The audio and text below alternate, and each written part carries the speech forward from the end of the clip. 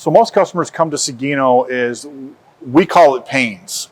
Almost each and every customer has some type of growing pains in the production and process. And with that, 90% of the customers out there, and I say this easily said, is they're using the human element to actually do the deburr and the clean. And a lot of customers use the spray and pray process, a ton of washer. It's what it is, because it's not consistently actually hitting a hole where they're having issues.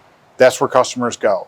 With that said, because of the Sagino option of the CNC controls, where you can pick nozzles, pick tools, pick process, we can actually help the customer improve their process.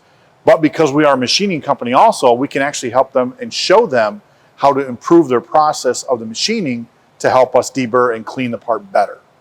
That's where we've gone with that. Well, a lot of customers find us, Tony, because they're looking for solutions that they can't get with other technologies. So some other people deburr with water. A lot of times it might be a robot in a box, or it might be people deburring by hand or thermal deburring. All those technologies have their drawbacks.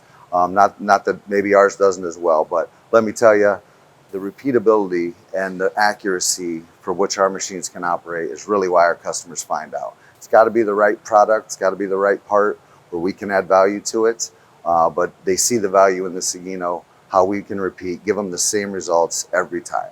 Again, we're looking for consistent parts from them, we'll give them consistent results. We do that here, and we figure a lot of that out here in this building.